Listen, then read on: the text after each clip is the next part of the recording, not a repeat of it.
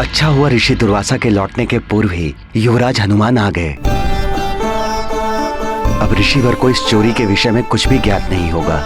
उनका रोष शांत रहेगा।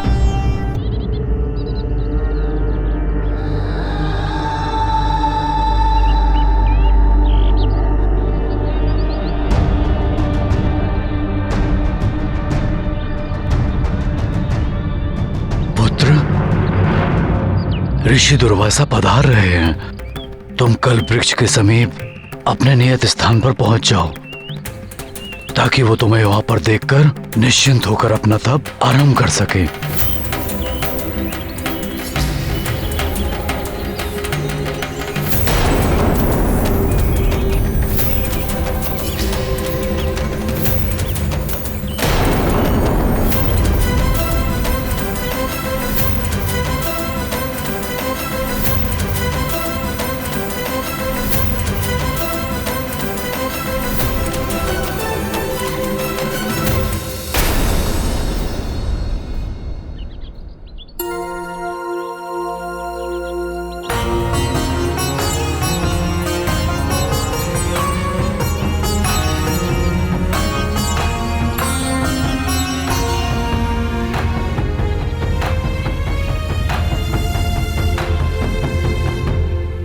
प्रणाम ऋषिवर। हनुमान का स्वागत पुनः स्वीकार कीजिए। कल्याण हो पुत्र। मैं अत्यंत प्रसन्न हूं। मेरी अनुपस्थिति में तुमने कल्प वृक्ष की सुरक्षा पूर्ण निष्ठा के साथ सुनिश्चित की। अब मैं आश्वस्त होकर अपना तप प्रारंभ कर सकता हूं।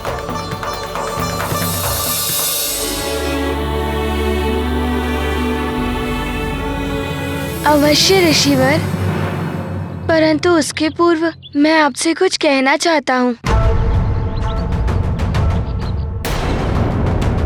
ऋषि दुर्वासा को कुछ भी बताना युवराज हनुमान के लिए अहितकर हो सकता है। कहीं वो कुपित होकर युवराज को शाप ना दे दें।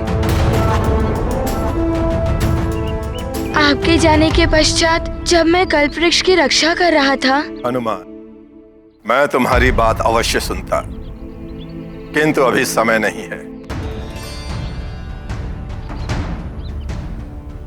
मुझे अपना तप प्रारंभ करना है, अन्यथा यह शुभ मुहूर्त निकल जाएगा।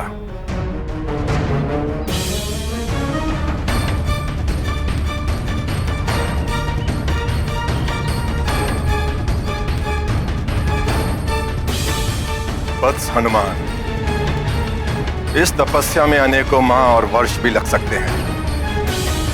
तुम्हें पूरी सतर्कता के साथ इस स्थान और कल्प वृक्ष की रक्षा करनी होगी। ऋषिवर, आप निश्चिंत रहिए।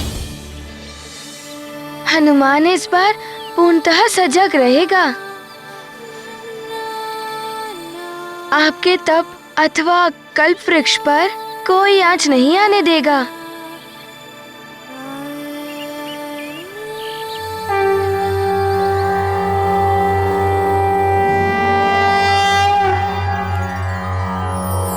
सर्वे भवन्तु सुखिनः, सर्वे सन्तु निरामया, सर्वे भद्राणि पश्यन्तु, मा कश्चित् दुःखभाग् भवेत्।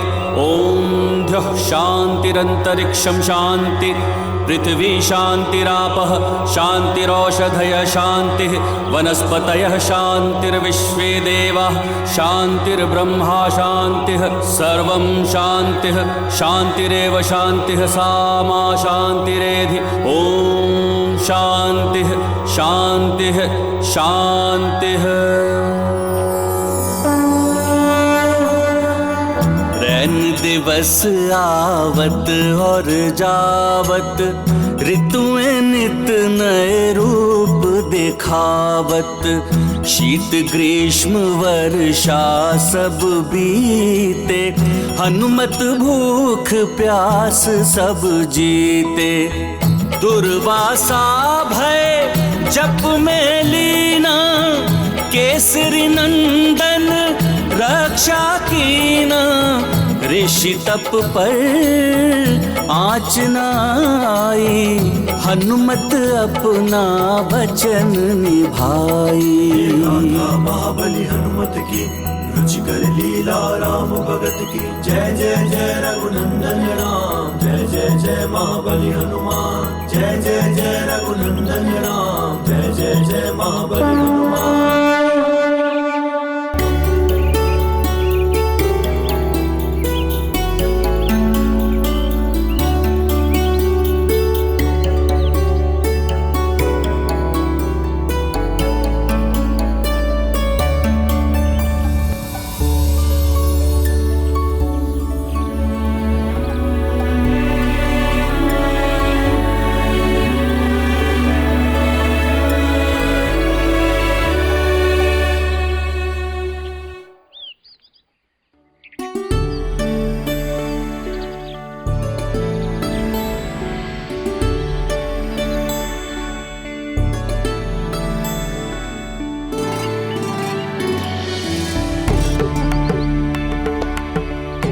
महाराज केसरी,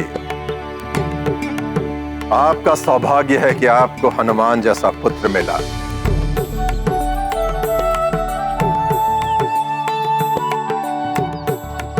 इसके कारण ही मैं अपना तप पूर्ण कर पाया। क्षमा कीजिए ऋषिवर, मैं आपकी कृपा का पात्र नहीं। कल्प वृक्ष की रक्षा में मुझसे भारी भूल हुई थी ऋषिवर।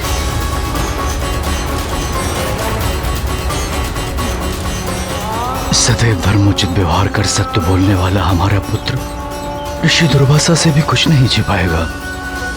आपके जाने के पश्चात युपाक्ष नाम के एक असुर ने उसने कल्प वृक्ष को यहाँ से चुराकर उन्हें पाताल लोक ले गया था।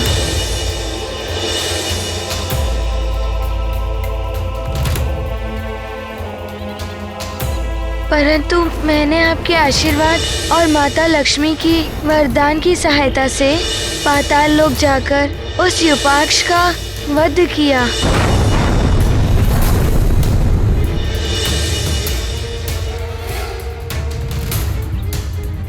कल्प वृक्ष को लौटा लाने में सफल रहा, परंतु उससे मेरी भूल समाप्त नहीं हो जाती ऋषिवर।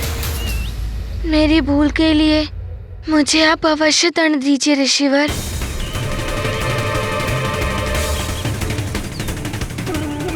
हे ईश्वर, ऋषि दुर्वासा कहीं मेरे पुत्र को कोई अनर्थकारी श्राप न दे दे।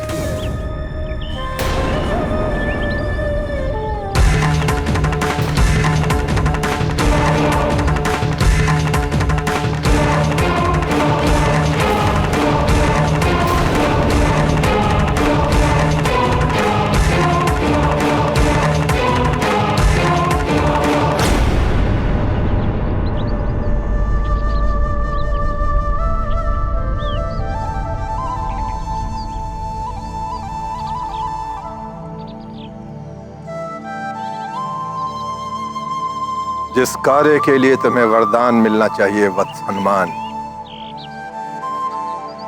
उसके लिए मैं तुम्हें दंड देकर तुम्हारे साथ अन्याय कैसे कर सकता हूं?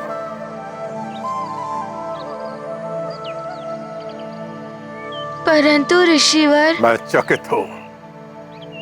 उस असुर ने मेरे कार्य में हस्तक्षेप करने की मूर्खता कैसे की? अवश्य किसी के उकसाने पर उसने इतना बड़ा दुस्साहस किया होगा।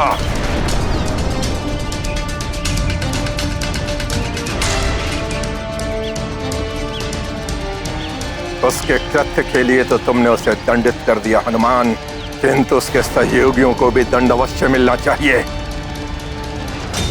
क्या तुम्हें ज्ञात है हनुमान, इस षड्यंत्र में और कौन भागीदार था? मैंने लंकेश, रावण और महाराज वाली को वचन दिया है।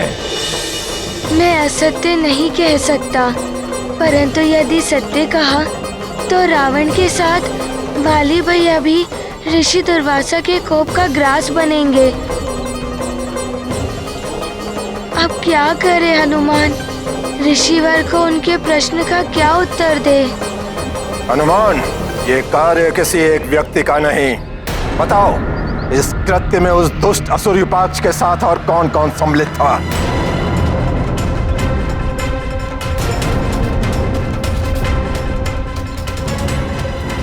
ये तो बड़ी दुविधा उत्पन्न हो गई है।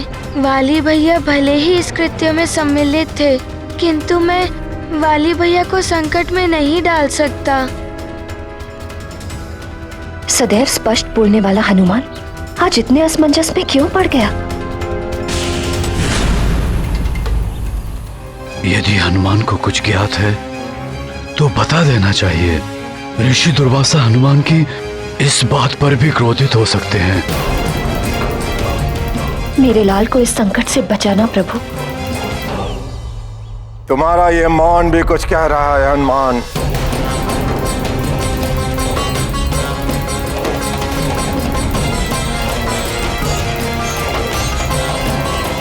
कोई बात नहीं, मैं त्रिकालदर्शी हूँ, भूत भविष्य वर्तमान सब देख सकता हूँ।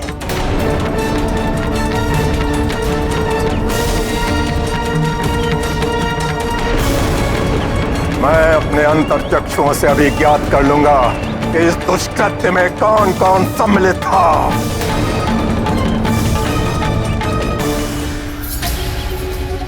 ये तो अनर्थ हो जाएगा। अब वाली भैया को ऋषिवर के कोप से नहीं बचा पाऊंगा मैं। यदि तुम उस कल्प वृक्ष को चुरा कर यहाँ पाताल लोक में ले आए तो तुम उसकी सहायता से पाताल लोक को भी स्वर्ग के समान वैभवशाली बना सकते हो। आप दोनों का कौन सा प्रयोजन सिद्ध होगा इससे? पृथ्वी पर उसका आह्वान ऋषि दुर्वासा ने किया है। तुम उस कल्प वृक्ष को चुरा सकते हो और यदि तुमने ऐसा किया तो ऋषि दुर्वासा कुपित होकर उस मरकट को श्राप दे देंगे। हनुमान हनुमान हनुमान,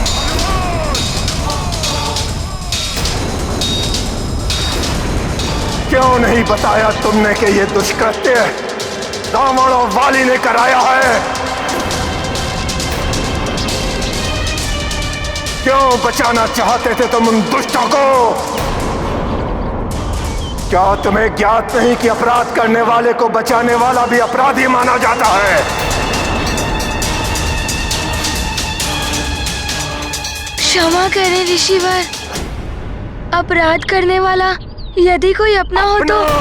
अपना मानते हो तुम उन दुष्टों को? उनके कारण तुम्हें मेरा शाप मिल सकता था हनुमान।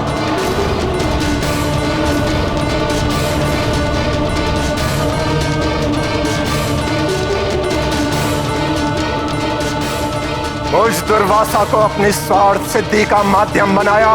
दंड भोगेगा वो वाली और भोगेगा वो दशानन।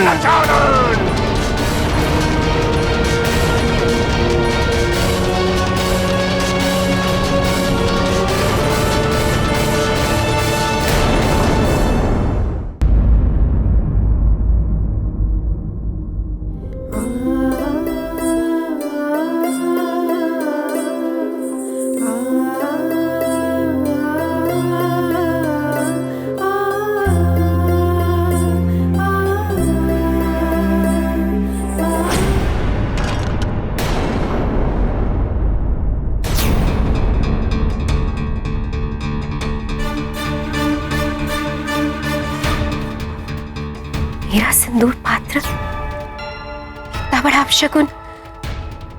कहीं स्वामी इन्हें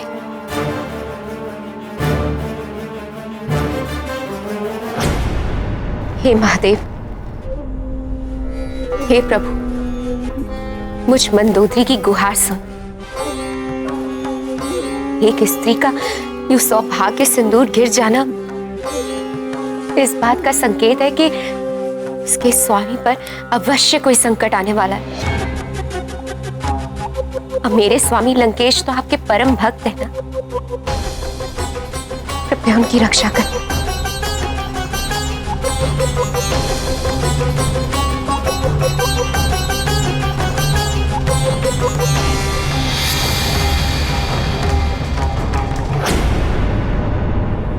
ऋषि विशर्वा, स्वामी के पिताश्री।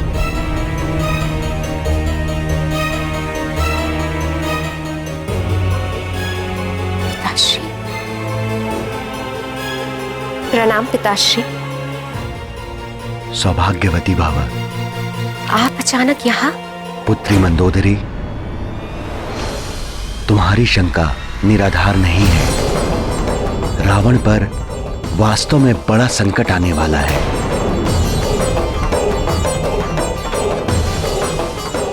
महर्षि दुर्वासा का कोप लंकेश का सर्वनाश कर देगा। ये आप क्या कह रहे हैं पिताश्री? सब बताने के लिए अभी समय शेष नहीं है पुत्री मंदोदरी। दुर्वासा ऋषि को मात्र तुम ही रोक सकती हो। शीघ्र उन्हें रोको, अन्यथा अनर्थ हो जाएगा। रावण का जीवन संकट में है। धूर्त वाली, अब भोगोगे तुम अपने दुष्कृत्य का फल।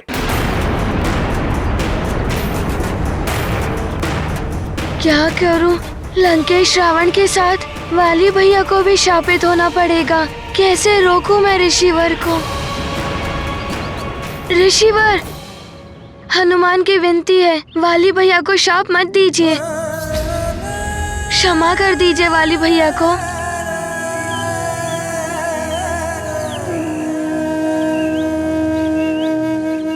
धूर्त है वाले, क्षमा योग्य नहीं है वो। दुष्टों को क्षमा करना उनकी दुष्टता को बढ़ावा देना होता है। क्षमा को हमारी दुर्बलता मानकर वो और प्रबलता से पाप करने लगते हैं। उस वाली के पाप का दंड है श्राप, जो उसे भोगना ही होगा, भोगना ही होगा।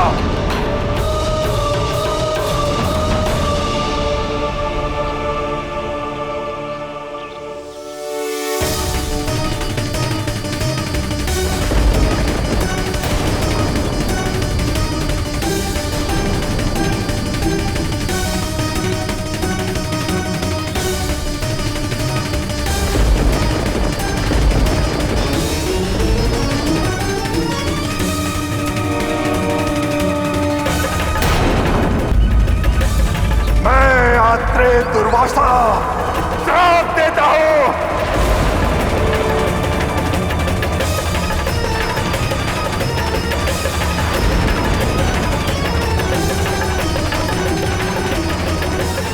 यह भी इसी क्षण से सर्वनाश होना आरंभ हो जाएगा।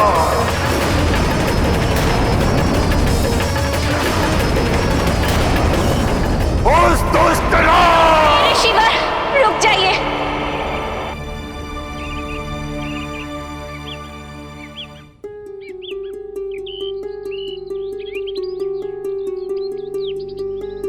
क्षमा ऋषिवर।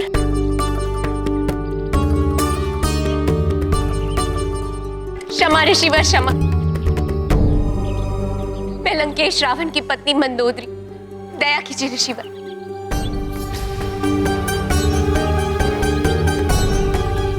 दया, दया कीजिए मुझ पर। यू शाप देकर मेरे सौभाग्य सिंदूर को नष्ट मत कीजिए। क्षमा याचना उसके लिए की जाती है जो क्षमा के योग्य हो। मुझे रोकने से क्या होगा महारानी मंदोदरी? क्या आपने कभी अपने पापी पति को पाप करने से रोका? पाप कर्म सदैव मनुष्य को पतन के अंधकार भरे मार्ग की ओर ले जाते हैं। अपने अंत का द्वार उसने स्वयं खोला है। इस पाप का फल उसे भोगना ही होगा। दया कीजिए ऋषिवर। मैं मानती हूँ वे अधर्म के मार्ग पर चल रहे। मैंने उन्हें बार बार समझाया, किंतु उन पर मेरा कोई प्रभाव नहीं पड़ा। ऐसे अधर्मी सृष्टि पर बोझ होते हैं महारानी। ऐसे अधर्मियों का सर्वनाश होना ही चाहिए। किंतु ऋषिवर, मैंने तो आपके प्रति कोई अपराध नहीं किया है। मुझे आप इस दंड का भागी क्यों बना रहे? इस अबला नारी को दया की भिक्षा दे दीजिए। उनके सर्वनाश का अर्थ है मेरे सौभाग्य सिंदूर का मिट जाना। सौभाग्य सिंदूर नहीं, कलंक है वो तुम्हारी मांग का। ऐसे कलंक का मिट जाना ही उचित है। आप मुझे पुनः रोकने का प्रयास न करें। कहीं ऐसा ना हो कि आपके पति के साथ साथ आपको भी मेरे श्राप का भागी बनना पड़े। रावण, पाले, अब भोगो अपनी करनी का दंड। नहीं ऋषिवर, क्षमा ऋषिवर, क्षमा। नहीं ऋषिवर, लंकेश रावण के साथ साथ वाली भैया को भी शाप मिल जाएगा।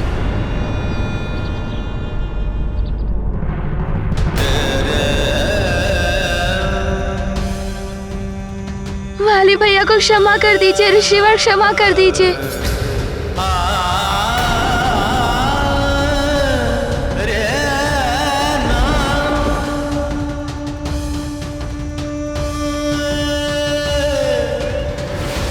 हनुमान, हनुमान, हनुमान, ऋषि दुर्वासा ने तो अपने कमंडल से जल निकालकर हथेली में ले लिया।